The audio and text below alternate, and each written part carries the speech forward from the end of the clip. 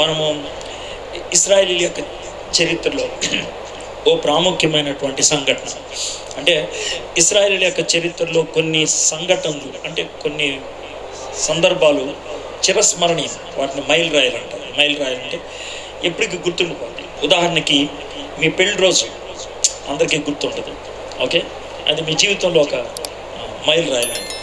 ఒకవేళ మీ మొహం ఎక్కడైనా పగిలింది అనుకోండి, ఆ రోజు కూడా గుర్తుంటుంది, అది ఒక మైల్ రాయలు. సో అలాంటి మంచి అయినా వచ్చు, చెడ్డ అయినా వచ్చు. ఇశ్రాయేలీయుల యొక్క చరిత్రలో కొన్ని మైల్ రాయలు ఉన్నాయి. అయితే ఆ మైల్ రాయల్ని దేవుడు చాలా భద్రంగా వివరంగా మనకిచ్చాడు. ఎందుకంటే వాటి నుంచి మనం పాఠం నేర్చుకోవాలి అనేటువంటి ఉద్దేశంతో ఈరోజు మనం అలాంటి ఒక మైలురాయి సంఘటన మనం చూడబోతున్నాం. మీకు చాలాసేపు కథలాగా చెప్తాను, వినండి. ఎందుకంటే సందర్భం అంతా పూర్తిగా వింటే విషయాన్ని అర్థం చేసుకోవడం చాలా సులభం అవుతుంది. నేనేం చెప్తానా అని టెన్షన్ ఏం పడక్కర్లేదు, నేను చెప్పే విషయం కూడా చెప్తాను.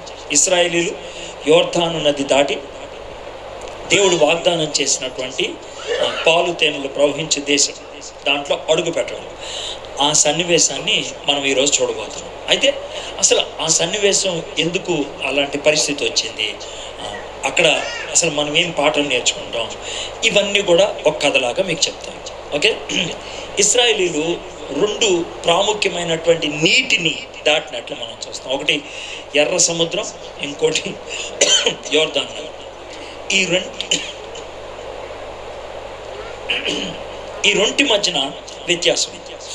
ఆ వ్యత్యాసం ఏంటో మీకు చెప్తాను, అది మనకి ఏ విధంగా వర్తిస్తుందో కూడా మీకు చెప్తాను, ఓకే.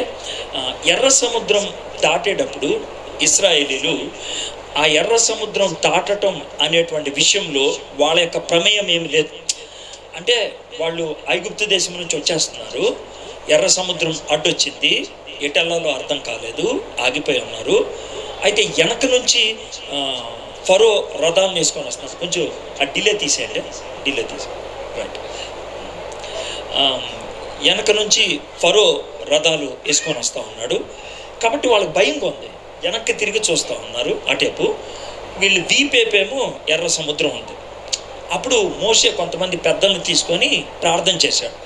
ప్రభా, మేము వెనక్కి వెళ్ళలేం, ఎర్ర సముద్రం విషయం ఏదో ఒకటి చేయండి అన్నట్లు ప్రార్థన చేస్తే దేవుడు కర్రెత్తి చూపించమన్నాడు. అప్పుడు ఎర్ర సముద్రం పాయలైపోయింది. పాయలైపోయిన తర్వాత ఇశ్రాయేలీయులు చూశారు. వాళ్ళకి అప్పట్లో ఇలాంటి వీడియో కెమెరాలు ఉంటే రికార్డ్ చేసి మళ్ళీ రీప్లే చూసుకునేవాడు లేదు. కాబట్టి పాయలు అవ్వటం వాళ్ళు చూడలేదు. పాయలు అయిపోయిన తర్వాత ఆరిన నేలను నడుచుకుంటూ వెళ్ళిపోయారు.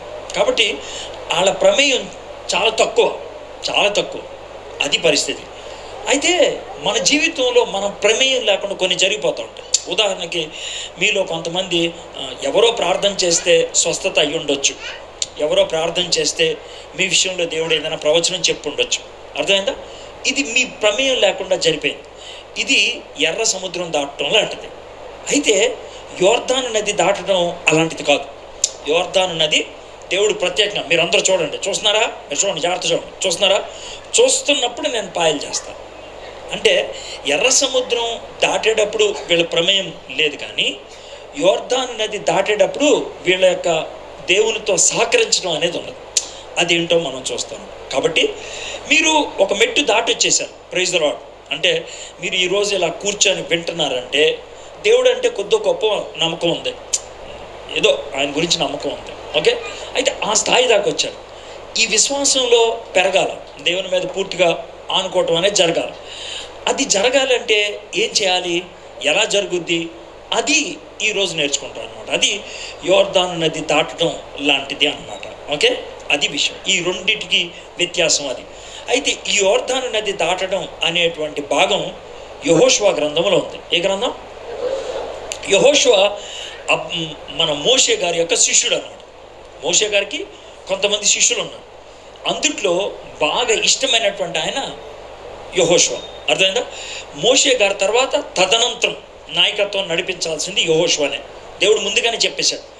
అప్పట్లో యూదులకి అలాగే ఉంటుంది అన్నమాట. గురువు గారు బతుకున్నప్పుడే నెక్స్ట్ ఎవరు అనేది డిసైడ్ అయిపోతాను. ఎందుకంటే ఈ గురువు గారు చచ్చిపోగానే కొట్లాట్లే ఉండవు. ఇప్పుడు మనం ఓ పాస్టర్ గారు పోయారు అనుకోండి, తర్వాత విపరీతమైన గొడవలు ఉంటాయి. ఓ ప్రెసిడెంట్ చచ్చాడు అనుకోండి, నెక్స్ట్ ఎవడు అనేది పెద్ద గొడవలు ఉంటాయి. కానీ అప్పట్లో గొడవలు ఉండే కాదు, బతుకున్నప్పుడే డిసైడ్ అయిపోయేది అనమాట, నా తదనంతరం ఏడు అనేసి.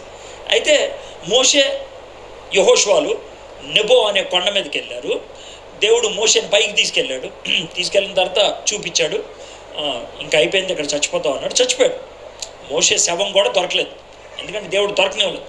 మోషే శవం దొరికింది అనుకోండి, దాన్ని పూజ చేసేవాళ్ళు, అందుకని అది జరగకూడదు అనేసి శవం కూడా దొరకనివ్వలేదు. సరే, శవాన్ని దేవుడే దేవదూతల చేత పాతెట్టిచ్చేసాడు. అయిపోయింది. యెహోషువ పాపం చాలా దిగులుగా ఉన్నాడు. ఎందుకు దిగులు అంటే, గురువుగారు లేరు ఇప్పుడు దాకా ఆయన నడిపించాడు, ఇప్పుడు ఆయన లేడు, ఎట్లా అనేటువంటి దిగులు ఉంది. రెండోది ఏంటంటే భయం ఉంది. ఏంటనంటే, మరి ఈ పాలుతేనలు ప్రవహించే దేశంలో శక్తివంతమైన రాజులు ఉన్నారు, ఎట్లాగా అనే భయం ఉంది. మూడోదేమో ఆయనకి దిగులు, భయంతో పాటు ఆందోళన కూడా ఉంది. ఆందోళన ఎందుకంటే, ఇప్పుడు ఈ వెనకాల ఉన్నారు ఇశ్రాయేలీలు, వాళ్ళు పరమ చండాలు. ఎలా అంటే, పొద్దున్నే మాంసం తింటారు, సాయంత్రం గొడుగుతారు. అర్థమైందా? పొద్దున్నే దేవుడు అద్భుతం చేశాడు రా నీళ్లు తాగుతారు, మళ్ళీ మధ్యాహ్నం కల్లా మాంసం లేదని గొడుగుతారు. అంటే మంట అయిపోయినమాట ఎక్కువ శాతం. అంటే దేవుడు సాయం చేస్తే కనుక ప్రైజ్ రాడు అంటారు, ఆ తర్వాత మళ్ళీ గొడవ. సో అలాంటి బ్యాచ్ అనమాట. ఈ బ్యాచ్తో ఎలా వెళ్ళాలరా బాబు అనేటువంటి ఆందోళన ఉంది. ఆయనకి ఆందోళన ఉంది, భయం ఉంది, బాధ ఉంది, మూడు ఉన్నాయి. ఈ మూడింటి మధ్యన సతమతం అవుతూ ఉన్నాడు. ఆ టైంలో ఆరంభమైనటువంటి పుస్తకమే యెహోషువ గ్రంథం. అర్థమైందా? అందుకని యెహోషువ గ్రంథంలో మొదటి అధ్యాయంలో దేవుడు యెహోషువతో చెప్పిన మాట ఏంటంటే, బాబు యెహోషువ, భయపడకయా బాబు, భయపడకు, మీ గురుగారు తోడుకున్నట్లు నేను కూడా మీకు కూడా తోడుకుంటాను చెప్తున్నాను కదా, టెన్షన్ పడకు అనేది అంతా స్టార్ట్ చేయాల్సి వచ్చింది. ఎందుకంటే యెహోషువకి పిచ్చ భయం. అయితే పిచ్చ భయంతో ఆరంభమైనటువంటి మొదటి అధ్యాయం చివరికి వచ్చేటప్పటికి ఎలా ముగించాడంటే, నేనును మా ఇంటి వారం, అలా ముగించాడనమాట. అర్థమైందా? అంటే భయంతో ఆరంభించాడు, కానీ చాలా సంతృప్తికరమైనటువంటి విషయంతో జీవితాన్ని ముగించాడు. కాబట్టి యెహోషువ గ్రంథం భయాన్ని నుంచి, అర్థమైందా, భద్రతకరమైన జీవితంలోకి ప్రయాణం అదనమాట.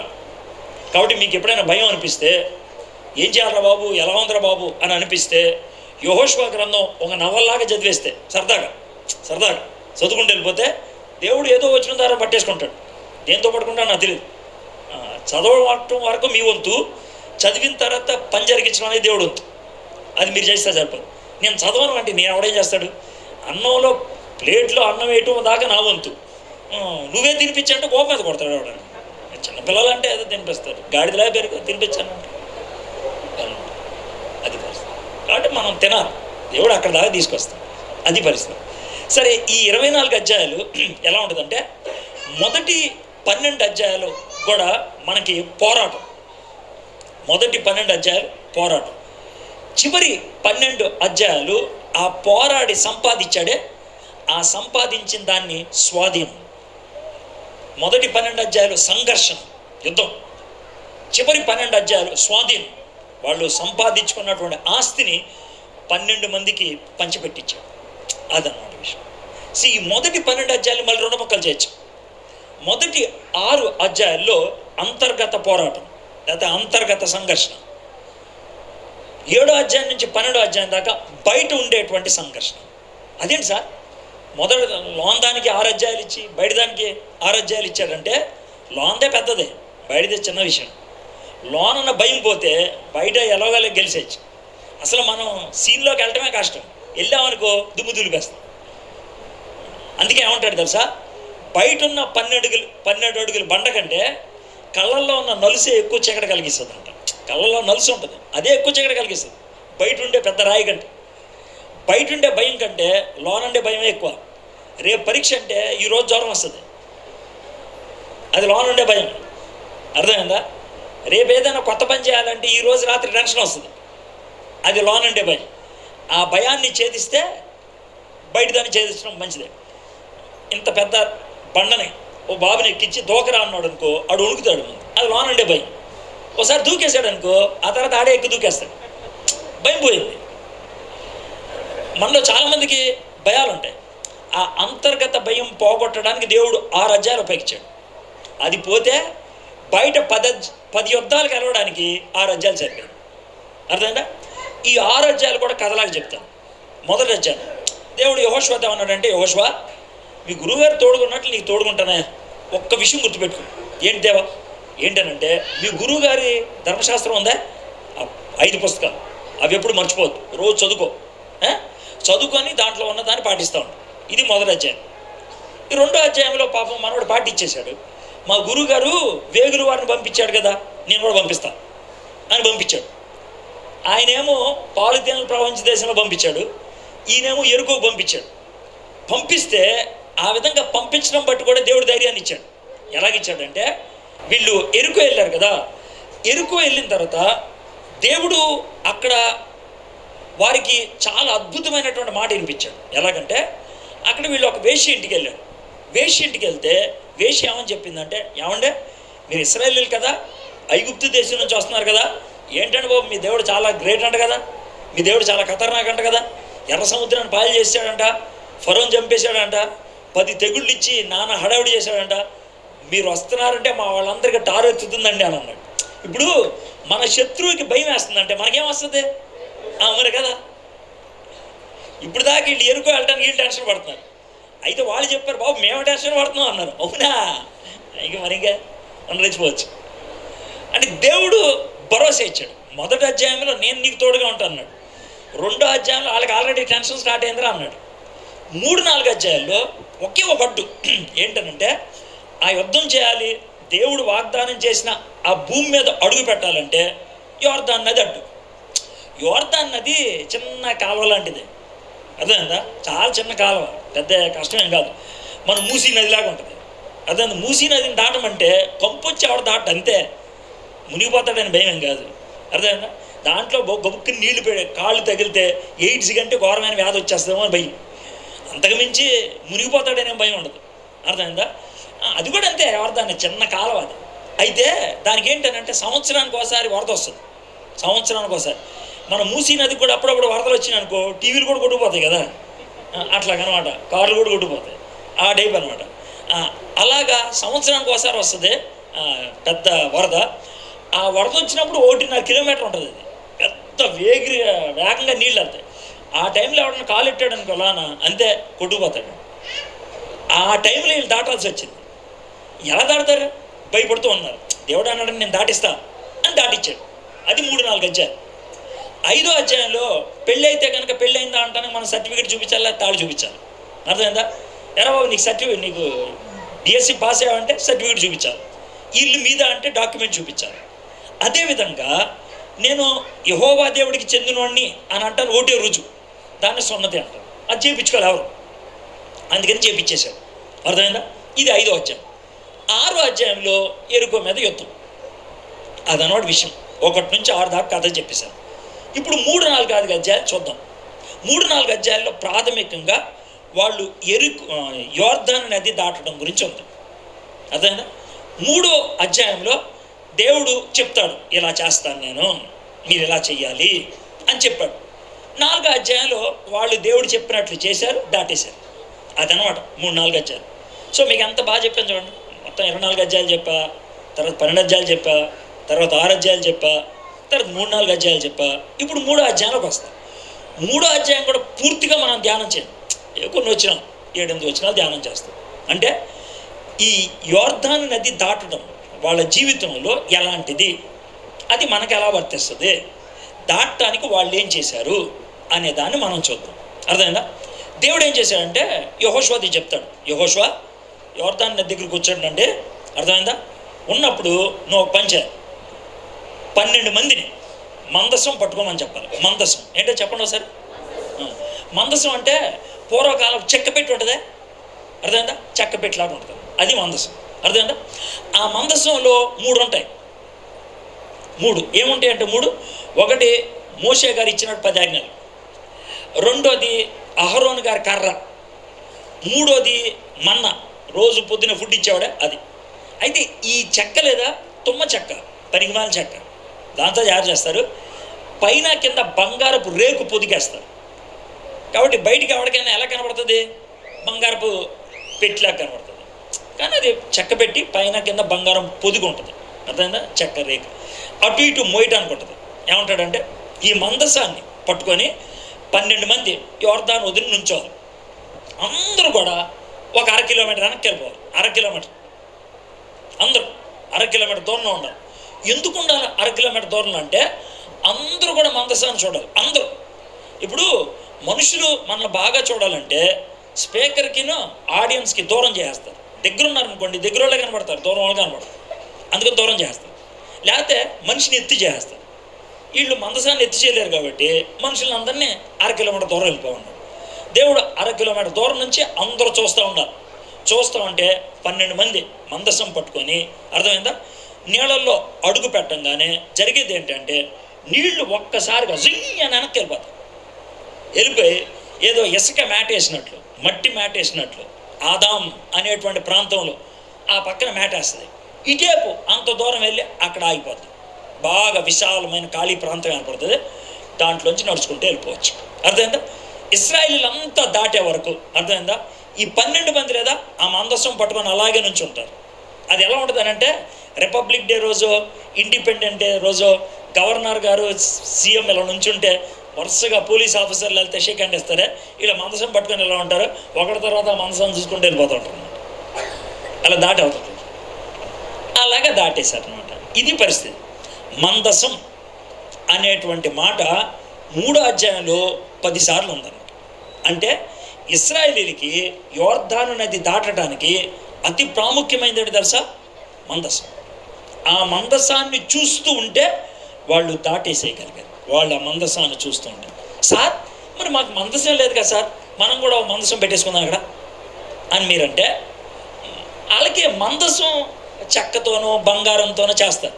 మనకి వేరే మందసం ఉంది. మనకి మందసం ఏంటి చెప్తాను మీకు. అది చెప్పేస్తే ఈ 3వ అధ్యాయం గురించి 2 విషయాలు చెప్పేస్తే అయిపోయింది. అది చాలా సింపుల్. అర్థమైందా?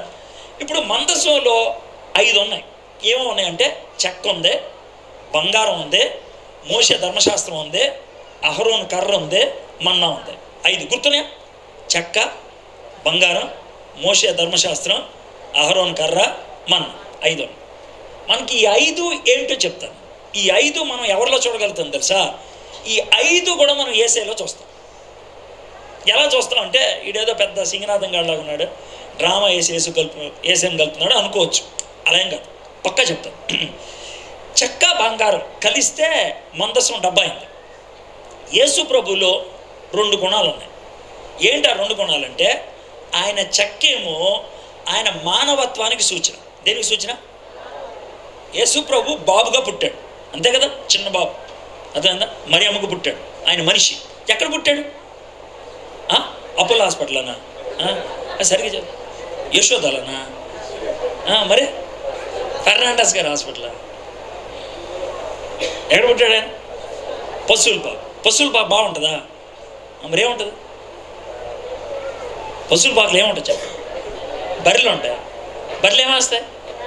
పెరిగేస్తాయా? మరి పేడేస్తాయి. పేడ బాగుంటుందా? మరి కంపు కొడుతుంది. అవునా కదా? బర్రెలు వచ్చిపోస్తాయా లేదా ఇంకేమైనా వస్తాయి?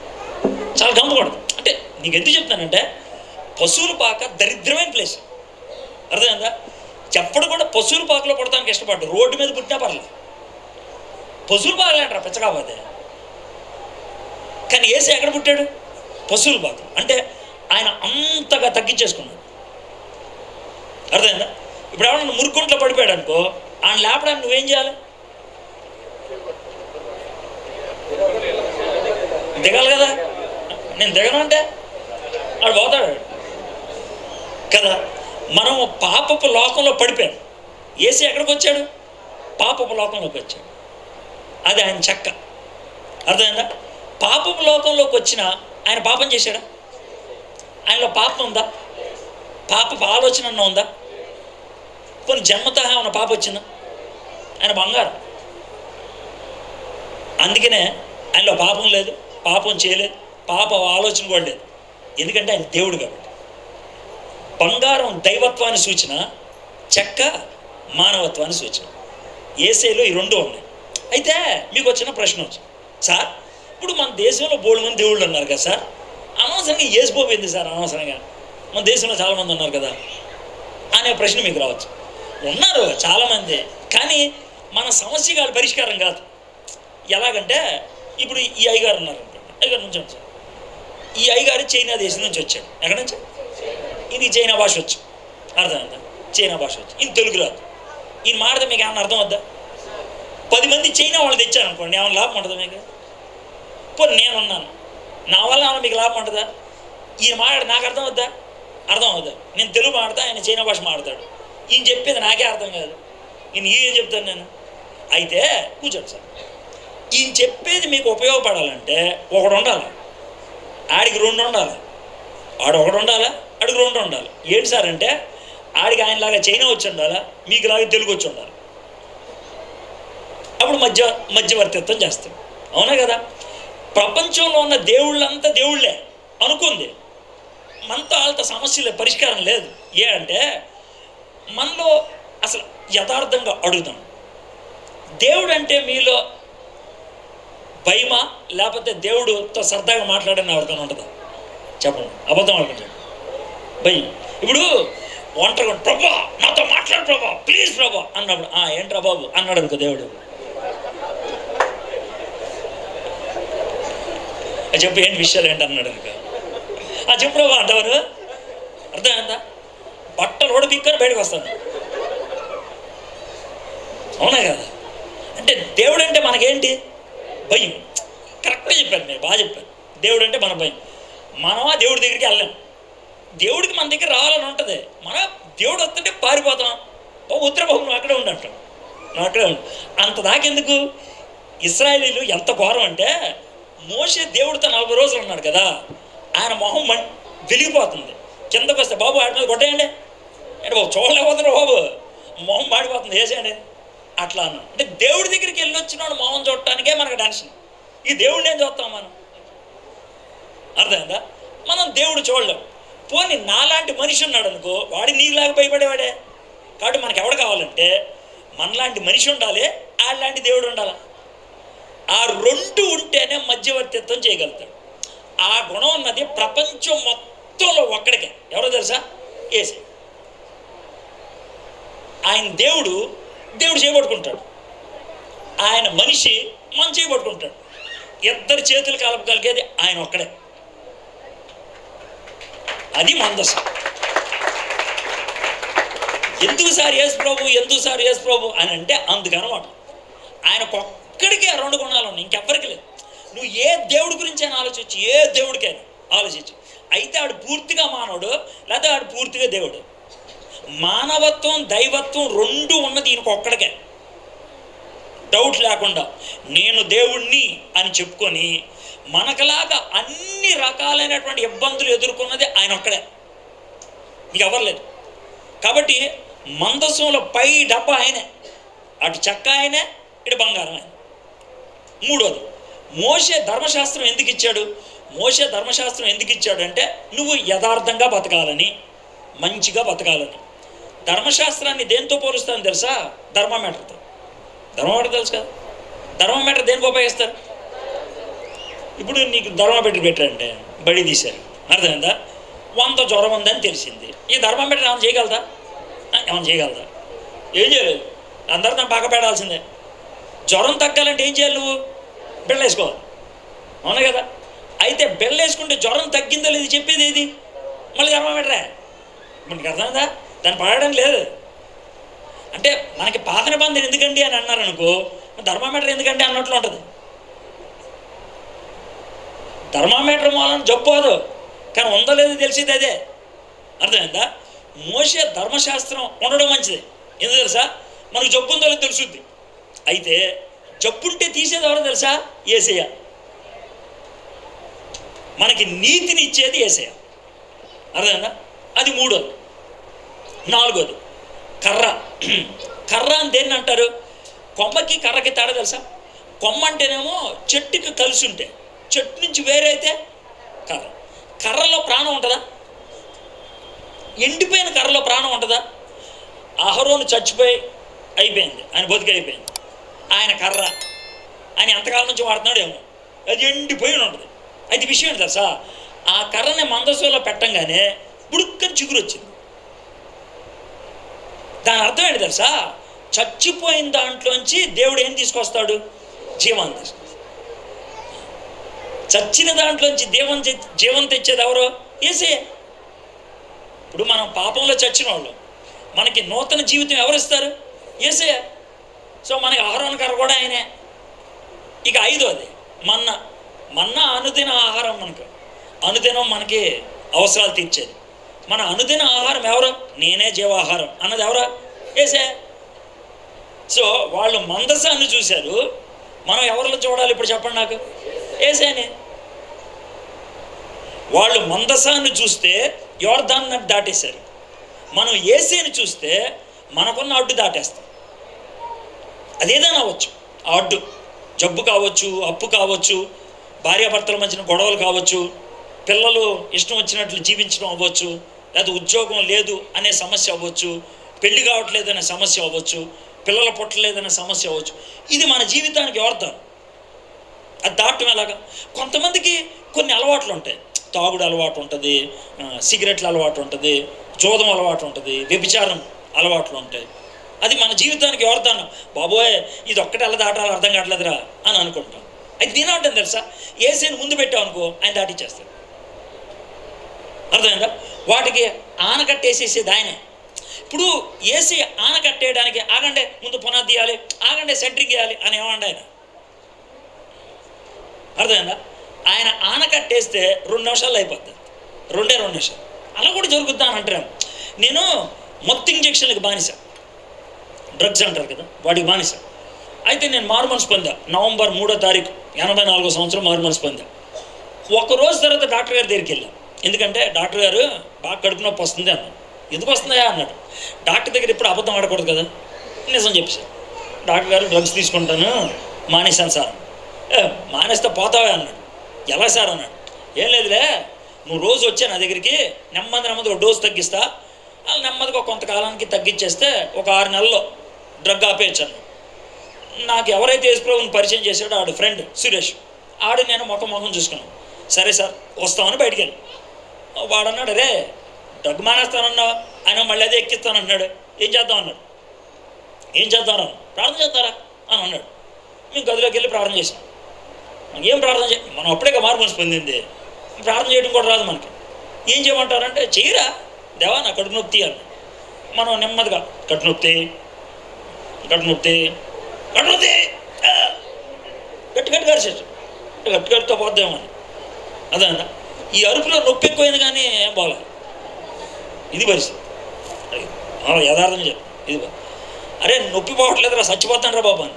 అప్పుడు ఆడన్నాడు, ఓ పని చేయరా, దేవుడితే మాట చెప్పు, ప్రభా నా నొప్పి పోవట్లేదు, చచ్చిపోయేటట్లు, నన్ను ఓ పని చేయ ప్రభా, ఈ 2 ఏదో ఒకటి చేయ ప్రభా, అయితే నొప్పి తీసేయి, లేదా నన్నే తీసుకోబో, నేను బతకలేను ఈ నొప్పితో. ఇప్పుడు ఆ ప్రార్థన ఎవడు చేస్తాడు? చేయగలడు ఎవడైనా? చిరాకులో చేయమంటే చేస్తాం, కానీ అప్పుడు ఏమంటే ఎవడు చేస్తాడు? చిరాకులో చచ్చిపోతే బాగుండు అని అంటాం, మామూలుగా అంటావేంటి మనం. అప్పుడు అనలేం కదా. ప్రార్థన చేయరంటే వణుకు వస్తుంది, చెయ్యరా అని అన్నాడు. ఇక వాడు అరుస్తున్నాడు కదా అని, ప్రభా నా కడుపు నొప్పి తీసేయలేదని నన్ను తీసుకో అని భయంగా అన్నా. అది పరిస్థితి. నిజంగా తీసుకుంటాడేమో అని అది పరిస్థితి. అయితే 1-2 సార్లు అన్న కొంచెం ధైర్యం వచ్చింది. విచిత్రం ఏంటంటే తెలియట్లేదు, నొప్పి డౌట్ వచ్చింది, అరే లేదు పోయింది అంటే 1 నిమిషంలో పోయింది అంతే. 2 రోజుల తర్వాత డాక్టర్ కలిసాడు మళ్ళీ, ఏ బాబు ఇంజక్షన్ పొడిపించుకుంటున్నావు అన్నాడు. లేదన్నా. మరి ఎలా బతుకున్నావు అన్నాడు. ప్రార్థన చేసినాను. ఊరిగా నిజం సార్, ఉడిపించగట్లా, ఊరిగా బాబు ఎవడ బతకడా? లేదు సార్ నిజం. తీసాడు అంటే సజీవ సాక్ష్యం నేనే. క్షణాల్లో దేవుడు మార్చగలడు, క్షణాల్లో ఆపేయగలడు. దేవుడు గొప్ప. కాబట్టి మీకు ఏదైనా అలాంటి అలవాట్లు ఉన్నాయనుకోండి, అలాంటి పరిస్థితుల్లో ఉన్నారనుకోండి, అది మీ జీవితానికి వర్ధన్. దేవుడు దాన్ని దాటిస్తాడు. ఓకే, దాన్ని ఎలా దాటిస్తాడు అంటానికి ఇప్పుడు యెహోషువ గ్రంథం 3వ అధ్యాయం తీయండి. కథలాగా మొత్తం అంతా చెప్పేశాను కదా, కాబట్టి అర్థం కాదంటే ఇంకేం లేదు. జీవితంలో మొట్టమొదటిసారి బైబిల్ అంటున్నా కూడా మీకు అర్థమైపోవాలి. మొత్తం అంతా చెప్పేశాను. యెహోషువ గ్రంథం మోషే గారు రాసిన 5 పుస్తకాల తర్వాత ఉంటుంది.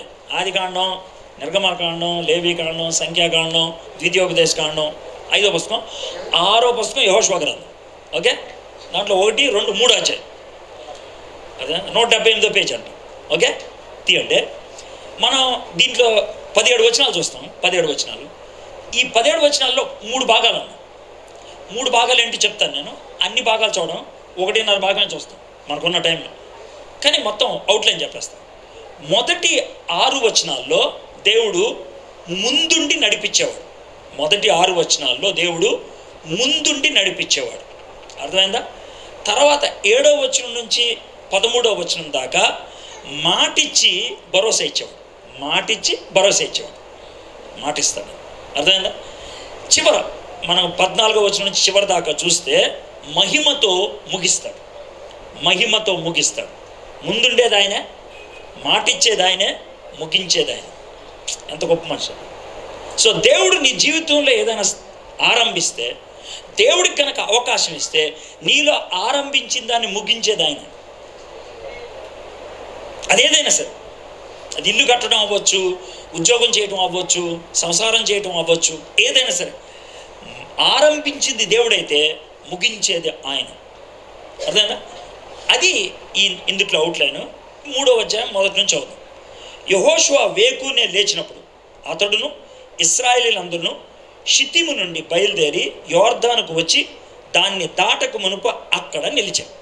ఎప్పుడంటే అదే పొద్దున్నే, తెల్లవారుజామునే. యెహోషువ వేకునే లేచినప్పుడు. యెహోషువకి పొద్దున్నే లేచే అలవాటు ఉంది. గుర్తుపెట్టుకోండి, దేవుడి యందు విశ్వాసం ఉంచేటువంటి వాళ్ళు ఉదయకాల సమయాన్ని దేవుడికి ఇస్తారు.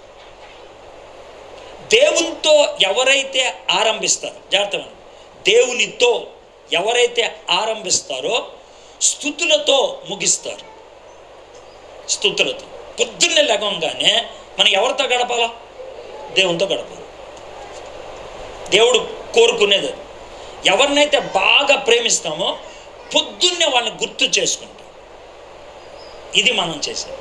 నువ్వు దేవుణ్ణి ప్రేమిస్తే పొద్దున్నే అని జ్ఞాపకం ఉంచుకోవాలి. మీ అందరికీ చెప్తాను, దేవుని వాక్యము పొద్దున్నే చెవులో పడితే రోజంతా ఆ వాక్యం నిలుస్తుంది. ఇది మీకు అర్థం అవడానికి చెప్తాను. ఇప్పుడు మీ ఇంటి పక్కన ఒకవేళ అయ్యప్ప స్వామి గుడి ఉందనుకుందాం.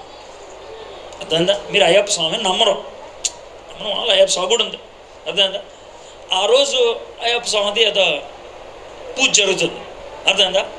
ఆ రోజు 6 గంటలకి పెద్ద స్పీకర్ పెట్టి శరణం అయ్యప్ప అని పాడబెట్టారు. మీరు అప్పుడే కళ్ళు తెరిచారు. తెరవంగానే మీ చెవులో శరణం అయ్యప్ప అని పడింది. అర్థమైందా? రోజంతా మీ చెవులో ఏమైనా పడుతుంది? మరి మీకు ఇష్టమా? లేదు. కానీ చెవులో పొద్దున్న ఏదైతే పడుతుందో రోజంతా అదే కూర్చుంటుంది. అందుకే మీరేం చేయాలి తెలుసా? పొద్దున్నే లేచినప్పుడు ఇది అలవాటు చేసుకోండి. ఒక చిన్న భాగం వాక్యం చదువుకోండి. చిన్న భాగం, అర్థం, పెద్ద ఎక్కువ చదవద్దు. బైబిల్లో పారాగ్రాఫ్ అంటే చదవండి. దాంట్లో ఏదైనా వచనం నచ్చింది అనుకోండి, ఆ ఒక్క వచనం గట్టిగా చదవండి. గట్టిగా యెహోవా యందున పక్కింటి వాళ్ళు లేసే అట్లా కాదు, నీ చెవులో నీకు కనబడేట్లు, నీ చెవులో నీకు కనబడేట్లు. అది చాలా మంచిది. మన చెవిలో మనం వినిపించుకోవాలి. మనసులో చదువుకున్నాం కదండి అని అంటే కుదరదు. కొన్ని పద్ధతులు పాటించాల్సిందే. ఎందుకంటే అవి మన జీవిత విధానం. మన చెవులో పడితే గుర్తుంటాయి, మనసులో అనుకునే గుర్తుండవు. కొంతమంది చదువుకునేప్పుడు మనసులో అనుకుంటారు, బా పోయిందిరా అనుకుంటారు. అంటే ఏమలేదు. అందుకనే కొన్ని గట్టిగా చదవాలి. నోటితో ఉచ్చరిస్తే చెవులో పడితే అది స్థిరపడుతుంది. ఒక్క వచనం ఆయన చెవులో పడాలి. వాక్యము అలాగ మన జీవితంలో ఉంటే అర్థమైందా? ఆ వాక్యం ద్వారా దేవుడు నడిపిస్తాడు. దేవుడు మనల్ని నడిపించడానికి ఆయన ఉపయోగించేది ఏంటి తెలుసా? వాక్యం. కాబట్టి ప్రతిరోజు వాక్యం చదవాలి. మీకు చదువు రాదనుకోండి, మొబైల్లో వాక్యం చదువుకునే యాప్స్ ఉంటాయి. దాంట్లో రోజుకు ఒక అధ్యాయం వినేసేయండి, బాస్ బాగుంటుంది. వినేస్తే రోజు దేవుడు ఆ వాక్యం ద్వారా మనం నడిపిస్తాడు. వాక్యం మన జీవితంలో ఉండాలి. ఈ మాట మళ్ళీ మళ్ళీ చెప్తున్నాను, కోపం తెచ్చుకోవద్దు. వాక్యం లేకపోతే మీరు పోతారు.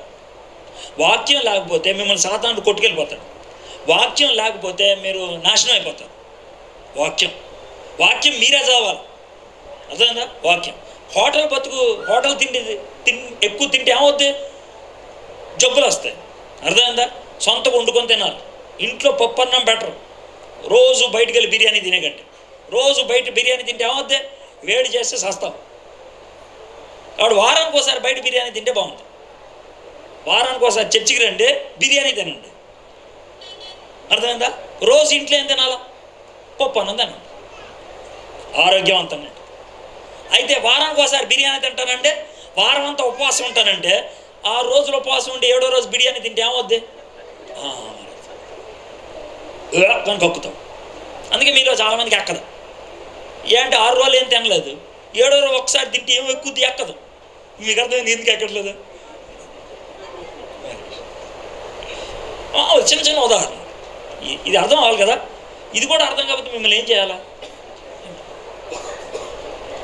ట్యాంక్ బండ మీద తీసి తోసి వెళ్తాడు అంతకండి. ఇంతకంటే ఎవడ వెళ్తాడు? ప్రతిరోజు తినండ్రా బాబు.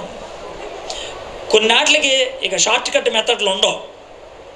పవిత్రంగా జీవితంలో ఎదగాలంటే వాక్యం చదవటం, ప్రార్థన చేసుకోవటం జరగాల్సిందే. యెహోషువ అలా చేశాడు, ఎందుకంటే దేవుడు నేర్పించాడు. అయ్యా ధర్మశాస్త్రాన్ని ధ్యానం చేయాలి, ఓకే, అలా చేశాడు. 3 దినములైన తర్వాత నాయకులు పాళెంలో తిరుగుచు జనులకు ఈలాగు ఆజ్ఞాపించిరి, మీరు మీ దేవుడైన యెహోవా నిబంధన మందసం యాజకులైన లేవీలు మోసుకొని పోటు చూచినప్పుడు మీరున్న స్థలము నుండి బయలుదేరి దాని వెంబడి వెళ్ళవలెను. ఇప్పుడు ఈ 3వ వచనంలో అసలు చెప్తున్నాడు, అయ్యా మందసాన్ని మోసుకొని తీసుకెళ్తున్నప్పుడు మీరందరూ దాన్ని చూడాలి, దాన్ని వెంబడించాలి. ఒకటి చూడాలి, రెండోది వెంబడించాలి. చూడటం అంటే ఏంటి, వెంబడించటం అంటే ఏంటి? చూడటం అంటే విశ్వాసం, వెంబడించటం అంటే విధేయత. చూడటం అంటే విశ్వాసం, వెంబడించటం అంటే విధేయత. వీళ్ళు యోర్దాను నది దాటాలంటే ఈ 2 ఉండాల్సిందే. ఒకటి విశ్వాసం ఉండాలి, రెండోది విధేయత ఉండాలి. విశ్వాసం విధేయత ఒక నాణ్యానికి 2 పక్కలు లాంటి. విశ్వాసం ఉన్నవాడికి విధేయత ఉంటుంది ఖచ్చితంగా. విశ్వాసం ఉంది నాకు విధేయత లేదు అంటే నమ్మకం లేదు. విశ్వాసం ఉంటే విధేయత ఉండటం అంటే ఏంటో మీకు చెప్తాను. ఎలా ఉంటుంది అని అంటే, ఒక పాప అంట బళ్ళు ఆట ఆడుకుంటుందంట, చిన్నపిల్లలు. ఎలాగే ఏంటి ఆట అంటే, ఎవరి దగ్గర ఎక్కువ గోటీలు ఉన్నాయి. ఓ పాప 5 గోటీలు చూపించి నా దగ్గర 5 ఉన్నాయి అన్నదంట. ఇంకో పాప 2 చూపించిందంట. చూపిస్తే అవతల 5 అన్న అమ్మాయి అనుకుంటుంది నేనే గెలిచాను అనుకుంటుంది.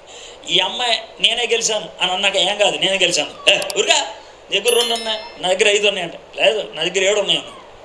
2 చూపించి 7 అంటావేంటే? ఇద్దరు కొట్లాడేసుకుంటున్నారంట. ఈలోకి టీచర్ వచ్చి ఏంటి గొడవ అన్న, టీచర్ 5 గోళీలు ఉన్నాయి టీచర్ నా దగ్గర, దాని దగ్గర 2 ఉన్నాయి, అదే ఎక్కువ ఉంటుంది అంటే, ఎందుకంటున్నావు ఎట్లాగా, లెక్కలు రావా సరే? లేదు టీచర్ నా దగ్గర 7 ఉన్నాయి. 2 చూపించి 7 అంటావేంటే? టీచర్ ఒక మాట చెప్తాను టీచర్, పొద్దున్న బడికొచ్చేప్పుడు మా నాన్న కౌగులించుకొని ముద్దు పెట్టుకున్నా, మా నాన్న కూడా ముద్దు పెట్టాడు. ముద్దు పెట్టి నీకేం కావాలమ్మా అన్నాడు. డాడీ నాకు 5 గోళీలు కావాలన్నా అంటే, కొంటానమ్మా అన్నాడు. మా డాడీని ఎప్పుడు కొంటావు అన్నా అంటే, ఇప్పుడే ఆఫీస్కి వెళ్ళినప్పుడు కొంటాను, బయట షాప్ ఉంటుంది అన్నాడు. మా నాన్న ఆఫీస్ 10ంటికి వెళ్తాడు, ఇప్పుడు టైం 11:30 అయింది అంటే మా నాన్న జోబులు ఏమున్నాయి, 5 గోళీలు. 5 2 కలిపితే ఎంత, 7. నేను గెలిచా. ఇది మాట మీద నమ్మకం అన్నాడు, దాన్ని విశ్వాసం అంటారు. ఆ విశ్వాసాన్ని విధేయతగా ఆమె బెట్టింగ్ కూడా పెట్టేసింది, నేను గెలిచాను. అవునా కదా? దేవుడు మాట ఇచ్చాడు అనుకో, తప్పుతాడా? తప్పడు. అరే నేను చూసుకుంటాను రా నిన్ను అని అంటాడు ఆయన, తప్పడు. ఆ మాట తప్పనప్పుడు ధైర్యం ఉండాలి. ఇప్పుడు చిన్నపిల్లలు ఉంటారు కదా, చిన్నపిల్లలు అంటే సంవత్సరం లోపల పిల్లలు, సంవత్సరాల పిల్లలు గాల్లో ఎగరేస్తే, అంటే గాల్లో ఎగరేయటం అలవాటు, గాల్లోకి ఎగరేసినప్పుడు ఏడుస్తారా పిల్లలు? మరేం చేస్తారు వాళ్ళు? ఎందుకు నవ్వుతారు? ఇప్పుడు మిమ్మల్ని ఎగరేనా? ఇప్పుడు నవ్వుతున్నారు కదా, మీరు పిచ్చగా అరుస్తారు, వాళ్ళు నవ్వుతారు. మీరు ఎందుకు అరుస్తారు తెలుసా? నమ్మకం లేదు. వాళ్ళు ఎందుకు నవ్వుతారు తెలుసా? నమ్మకం ఉంది.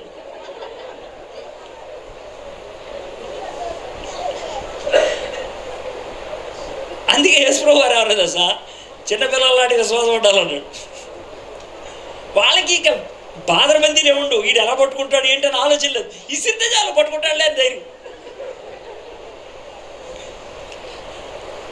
దేవుడు మాట ఇచ్చాడు, ఎట్లా చేస్తాడు ఏమో అని ఆలోచించడం మొదలుపెట్టావు అనుకో, టెన్షన్ ఎక్కువ అవుతుంది.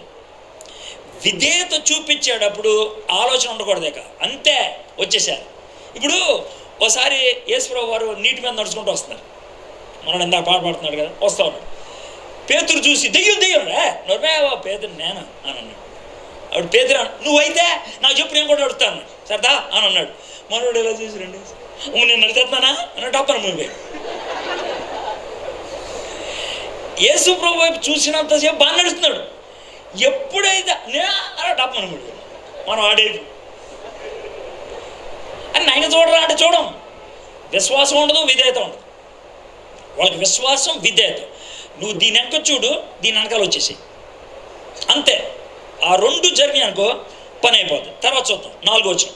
మీకును దానికి దాదాపు 2000 కొలమూరలు ఎడమ ఉండవలను.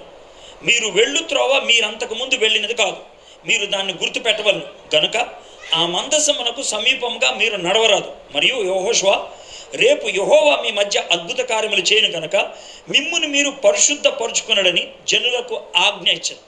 పరిశుద్ధత. దేవుడు మన జీవితంలో అద్భుతాలు చేయాలంటే 3 ఉండాలి. 1 విశ్వాసం, 2వది విధేయత, 3వది పరిశుద్ధత. 3 ఉంటే చాలు. పరిశుద్ధత అంటే ఏంటో మీకు చెప్తాను సులభంగా, అది చెప్పి నేను ముగిచ్చేస్తాను. ఈ 3 ఉంటే చాలు, దేవుడు మన మధ్యన అద్భుత కార్యాలు చేస్తాడు. పరిశుద్ధత అని అంటే మీరు కడుక్కోవటం అది ఇది అని అనుకుంటే పొరపాటు. పరిశుద్ధత అంటే ఒక దానికోసం ప్రత్యేకిస్తే దాన్ని పరిశుద్ధత అంటారు. ఇప్పుడు చిన్న ఉదాహరణ చెప్తాను. ఇప్పుడు మనం హిందువుల ఇంటికి వెళ్ళాం అనుకోండి, వాళ్ళకి పూజ గది ఉంటుంది కదా, పూజ గదిలో గ్లాస్ ఉంటుంది, అర్థమైందా? ఆ గ్లాస్ తీసుకొని నీళ్ళు తాగారనుకో, మీరేం చేస్తారు? మిమ్మల్ని వాళ్ళు ఆ గ్లాస్తో ఇచ్చి కొడతారు. ఎందుకని? అది ప్రత్యేకించబడింది, అది దేవుడి కోసం పెట్టారు. దేవుడి కోసం పెట్టిన దాన్ని మీరు వాడితే అపవిత్రం అవుతుంది. ప్రత్యేకించబడుట అనేది పరిశుద్ధం అంటారు.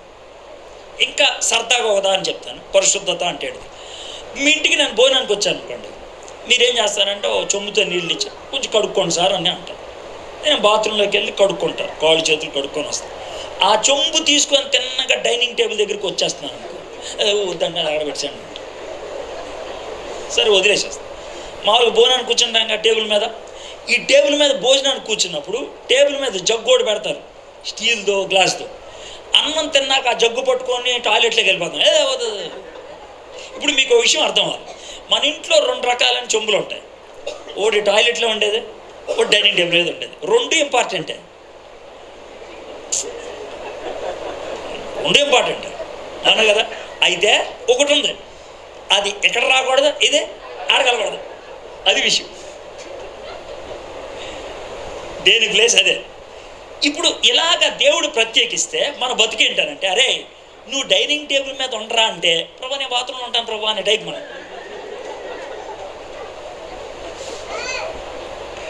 అర్థమైందా? ప్రభా డైనింగ్ టేబుల్కి అప్పుడప్పుడు వస్తున్నారు ప్రభా, బాత్రూమ్కి రెగ్యులర్గా వచ్చేస్తున్నారు, అడిగి వెళ్ళిపోతాను ప్రభా. దేవుడు నిన్ను ఎక్కడ ఉండమంటే అక్కడ ఉండాలి. దేనికోసం నిన్ను ప్రత్యేకిస్తే దానికోసం బతకాలి. అది పరిశుద్ధత అంటే. అర్థమైంది కదా? దేవుడు మనల్ని ప్రత్యేకించుకున్నాడు తన కోసం, దానికోసం ఆయన కోసమే మనం జీవించాలి అని పరితపించాలి. అది పరిశుద్ధం. ఈ 3 ఉంటే దేవుడు మన జీవితానికి ఉన్నటువంటి యోర్దాన్ని దాటిచ్చేస్తాడు. అవునా కదా? మరి మీ జీవితంలో విశ్వాసం ఉందా, విధేయత ఉందా, పవిత్రత ఉందా? ఒకవేళ లేదు అనుకుంటే కనుక ప్రార్థన చేద్దాం. ప్రభా నీ వైపు చూస్తున్నాను, నేను ఆ చూసే విశ్వాసాన్ని నాకు, నువ్వు చెప్పే మాటకి నాకు విధేయత నేర్పించు. మనం బైబిల్లో కొన్ని విషయాలు నేర్చుకుంటాం కదా, కొన్ని అర్థం కావు, అర్థం కానీ వదిలేసేయండి, అర్థమైనవి చేయండి. ఇప్పుడు 2వ అంతస్తు ఎక్కాలంటే ముందు ఏది ఎక్కాలా? నువ్వు ఎక్కడేడు కింద ఉంటాడు, నేను 2వ అంతస్తు వెళ్ళు, ముందు 1వ అంతస్తు ఎక్కువ. తెలిసింది నువ్వు చేస్తే తెలియంది దేవుడు చెప్తాడు. నువ్వు తెలిసింది కూడా చేయవు, ఇక్కడే ఉంటానంటే ఏమవుతుంది? అవ్వదు. సో దేవునిలో ఎదగటం అంటే ఇలాగనమాట. ఒక కుర్రోడు మొన్న నాది అన్నాడంటే, అడిగే 20 ఏళ్ళు ఎంత ఉంటాయి, విజయవాడ పాస్టర్ గారు కొడుకంట, వాళ్ళ నాన్న చచ్చిపోయాడని ఆయన పాస్టర్ చేశారు. అర్థమైందా? అది పెద్ద రాదు. సరే రాదు, తప్పేం లేదు, నేర్చుకుంటా ఉంటే బాగుంటుంది. అన్నా నేను నీలాగా అయిపోవాలన్నాడు. అంటే 2 విధాలుగా అవ్వరా అన్న. అదేంటి సార్ అన్నాడు. ఒకటి, నాలాగా ఎవడు ఉండడు, నేను ఒక్కనే ఉంటాను. నాలాగా దేవుడు ఇంకోటి చేయడు, అస్సలు చేయడు. నాలాగా నేను ఒక్కడనే ఉంటాను, నీలాగా నువ్వు ఒక్కదానే ఉంటావు, నువ్వు ఒక్కడే ఉంటావు. అది గుర్తుపెట్టుకో, నీలాగా ఇంకోటి ఉండడు. అందుకనే ఇప్పుడు కెమెరా పోయిందనుకో, దేవుడు ఇంకో కెమెరాని తీసుకొస్తాడు.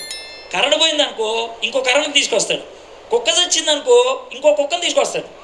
డబ్బులు పోయినాయి అనుకో, డబ్బు మళ్ళీ తెస్తాడు. అయితే నువ్వు పని చేయలేదనుకో, దేవుడు బుర్రగొక్కుంటాడు. ఎందుకంటే ఆ ఖాళీ అలా ఉండిపోద్ది, దాన్ని ఇంకెవడు భర్తీ చేయలేడు. అది పవిత్రత అంటే. నేను చేయాల్సిన పని నేనే చేయాలి.